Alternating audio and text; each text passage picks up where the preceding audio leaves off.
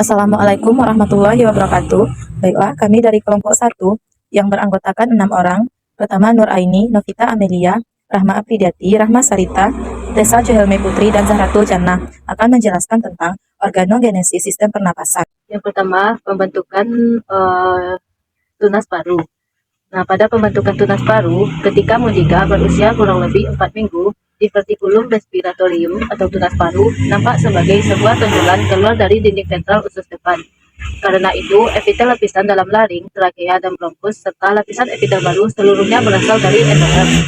Tetapi, unsur tulang rawan dan otot pada trakea dan paru-paru berasal dari mesoderm langnik yang mengelilingi usus depan. Mula-mula, tunas paru tersebut mempunyai hubungan terbuka dengan usus depan. Akan tetapi, ketika diverticulum ini meluas ke arah kaudal, organ ini terpisah dari usus depan. Akibatnya muncul dua rigi yang berjalan memanjang, yaitu rigi esophagotrachealis. Pada gambar, yaitu Mundiga pada kehamilan sekitar 25 hari yang memperlihatkan hubungan diverticulum pernapasan dengan jantung, lambung, dan hati. Kemudian, penampang sagital melalui ujung kepala pada Mundiga berusia 5 minggu yang memperlihatkan muara-muara kantong paring dan aditus laryngotrachealis. Selanjutnya yaitu pembentukan laring. Proses pembentukan laring dimulai dari minggu kelima setelah fertilisasi, yang diawali dengan munculnya celah laryngotracheal.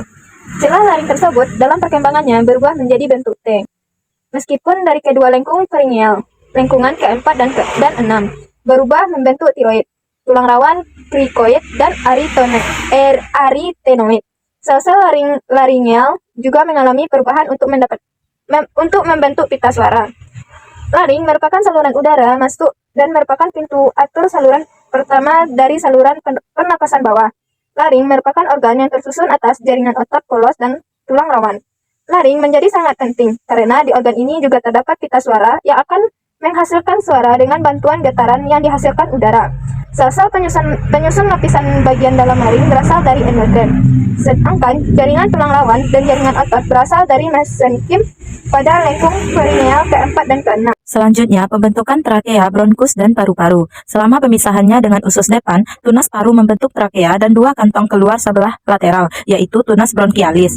Pada awal minggu kelima, masing-masing tunas ini membesar membentuk bronkus utama kanan dan kiri. Cabang kanan kemudian membentuk 3 cabang sekunder, dan yang sebelah kiri membentuk 2 cabang sekunder, sehingga akan membentuk 3 lobus di sisi kanan dan 2 lobus di sisi kiri. Dengan pertumbuhan selanjutnya ke arah kaudal dan lateral, tunas paru-paru menembus ke dalam rongga selam.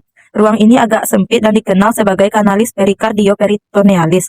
Saluran ini ditemukan di sisi kanan dan kiri usus depan, dan berangsur-angsur dipenuhi oleh tunas paru yang terus berkembang. Akhirnya, kanalis perikardioperitonealis terpisah dari rongga peritoneum dan rongga perikardium masing-masing oleh lipatan pleuropetineal dan lipatan pleuperikardial, dan ruang yang masih tersisa adalah rongga pleura primitif. Mesoderm yang meliputi sisi luar paru berkembang menjadi pleura visceralis. Lapisan mesoderm somatik yang melapisi dinding tubuh dari sebelah dalam menjadi pleura parietalis. Ruang di antara pleura parietalis dan visceralis adalah rongga pleura. Pada perkembangan selanjutnya, bronkus sekunder terus-menerus bercabang secara dikotomi dengan membentuk 10 bronkus tersier atau segmental di paru-paru kanan dan di paru kiri, sehingga menciptakan segmen-segmen bronkopulmoner paru dewasa. Pada akhir bulan ke-6 telah terbentuk kurang lebih 17 generasi anak cabang. Gambar yang memperlihatkan ekspansi lunas paru ke dalam kanalis perikal diopericlokenalis. Pada tingkat perkembangan ini, saluran tersebut berhubungan dengan rongga peritoneum dan perikardium A. Tunas paru dilihat dari pandangan ventral B. Penampang melintang melalui tunas paru. Perhatikanlah lipatan pleuroperikardial yang akan membagi bagian perikal rongga selom menjadi rongga pleura dan rongga perikardium. Begitu saluran perikardioperitoneal terpisah berturut-turut dari rongga perikardium dan peritoneum. Paru-paru mengembang di dalam rongga pleura. Perhatikan pleura visceralis dan parietalis dan rongga pleura definitif. Pleura visceral meluas di antara lobus-lobus paru. Baiklah, sekian penjelasan materi dari kelompok 3.